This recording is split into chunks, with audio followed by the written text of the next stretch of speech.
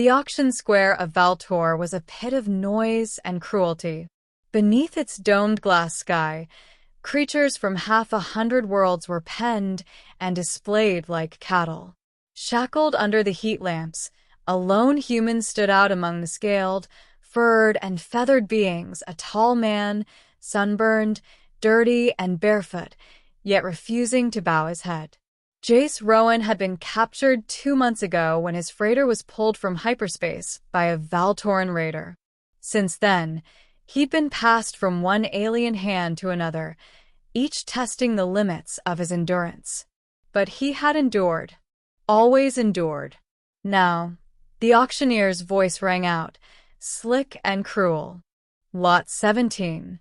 One human male, untrained, defiant, claims he can build fire from nothing. Savage, yes, but strong. Worth the risk, the crowd murmured. To most of them, humans were myths, rumors from the outer fringes. Primitive, dangerous, unpredictable. A few laughed. Others leaned forward with curiosity, their bioluminescent eyes glinting. Opening bid, 5 thrells. No hands rose. The auctioneer smirked. No one? Surely, someone wants a curiosity for their menagerie. Ugly thing, hissed a scaled noblewoman. Smells like a burned quarry. Laughter rippled. Jace clenched his fists. He said nothing. He'd learned silence was a weapon here, something they didn't expect from a savage. And then, her voice cut through the crowd. I'll bid 10. Heads turned. At the upper balcony, a young Valtoran female stood, her violet skin glowing faintly in the light. Her golden eyes, unlike the others, were wide with something that looked like pity. Lady Karin of House Elvith, whispered the auctioneer, bowing slightly. A pleasure. You'd spend 10 thrells on that. She descended the steps, every motion graceful, robes shimmering like liquid night. He's not a pet, she said softly. And I'll bid 15. The crowd erupted in laughter again.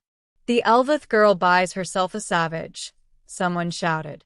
What will she do, teach it manners? Karin ignored them. Her gaze never left Jace's face. The auctioneer grinned. Sold. 15 thrells to Lady Karin Elvith. The savage human is yours. That night, Jace sat on the edge of a soft sleeping platform, too clean, too quiet, surrounded by alien luxury that made him feel smaller than ever. Karin entered silently, carrying a tray of food, thin, glowing fruits and bread that steamed with a sweet scent. She set it down and hesitated. You haven't eaten, she said. He stared. You bought me. His voice was hoarse. Why? Her expression flickered. Guilt, maybe. Because they were going to hurt you. She stopped, then knelt, her long ears trembling slightly. My father runs those auctions. I can't stop them all, but I can stop one. Jace studied her. She looked barely 20, maybe younger by human reckoning, and her eyes didn't lie. You risk your reputation for a stranger. Maybe, she whispered, but I couldn't stand there while they called you an animal. He looked down at the bread. You don't even know what I am. I know you're not what they think. He took a cautious bite.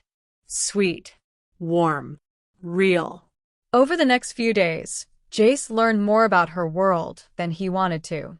Valour was beautiful, crystal towers, skies of green flame at dusk, but rotten inside.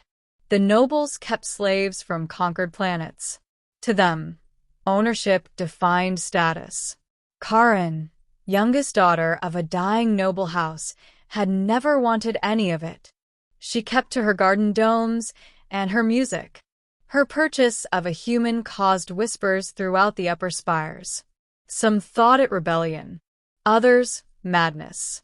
But she didn't treat him like property. When he broke a garden machine, she laughed instead of striking him. When he showed her how to make fire without tech, just a spark and friction, She clapped like a child. You create heat from nothing, she said in awe. You make warmth. No tool, no cell. Just your will. It's how my people survived, Jace said. Cold planets. Harsh nights. We make do. She smiled. You humans sound like fire yourselves. He looked at her then, not as his rescuer, but as someone lonely in her own kind of cage. Weeks passed. Rumors spread. The noble houses whispered that Lady Karin was tainted, keeping the savage too close, treating him as an equal. Her father summoned her to a grand feast to discuss the matter. Karin stood trembling outside the hall. Jace was chained again, as custom required. Don't speak unless spoken to, she whispered. Please. Inside, the elder Elvith Lord sneered at the sight of Jace. This is the beast you defied your house for?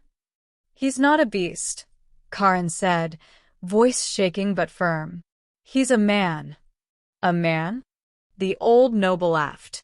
He has no lineage, no spark, no worth. You humiliate us. I'll take his punishment then, she said softly. Gasps filled the table. Jace's fists clenched. No, he said sharply. I won't let you. A guard struck him hard across the back, electricity crackling through the chain. Karin screamed. Stop. Don't hurt the human. I'll buy him. Again if I have to. Call him savage if you want. But he's mine. Her voice silenced the room. The chain went slack. The elder Elvith stared at her, speechless. Then coldly. Then go. Take your savage and leave my house. You are no daughter of mine. She didn't argue. She turned, trembling, and led Jace away. They fled to the lower levels of the city, where the light of the towers didn't reach. There, among the workers and outcasts, Jace learned how far kindness could stretch. He taught the refugees fire. She traded her jewelry for food and medicine. The people began to whisper her name differently now, not as a spoiled noble, but as the flame-bearer's companion. One night, sitting beneath the humming lights of an abandoned power grid, Karin said quietly, I never thought freedom would feel like this. Terrifying. Beautiful. He smiled faintly. Freedom always burns. Do you regret it? That I bought you? He shook his head. You didn't buy me. You saved me.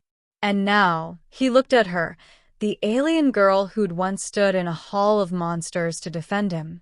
Now we save others. But peace doesn't last long in a broken empire. 3 months later, the raids began. Enforcers from the noble spires swept through the lower levels, capturing anyone associated with Karin. A price was put on her head, and his. They ran until they reached the city's edge, where the wastelands began, vast red deserts where storms sang. As they climbed into an old cargo skimmer, Karin hesitated. If you leave me here, she said, they might spare you. Jace laughed once, low and rough. You think I'd walk away after everything? You stood against your world for me. Time I stood against it for you. She looked at him, eyes wide, then smiled, slow, radiant. Then let's make our own world, savage. He grinned. Gladly. The skimmer roared to life, engines coughing dust into the alien dawn. Behind them, the city's towers gleamed like knives. Ahead, open sky. Months passed. They built a camp on the edge of the desert, half shelter, half rebellion. Refugees came from every race, miners, slaves, broken soldiers. Jace taught them survival, tools, warmth. Karin gave them music, healing, hope. Together, they became legend. When the Valtoran armies finally came for them, they didn't find a frightened girl and her savage pet. They found a people, united, armed, and burning with the will to live free.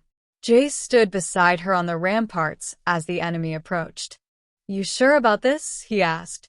She smiled, golden eyes fierce. You once said freedom burns. He nodded. Then let's make it burn bright. And when the first wave hit, it wasn't guns or ships that stopped them. It was the sight of fire. Real, human fire, spreading through the desert like a living thing. The Valtorans had never seen anything like it.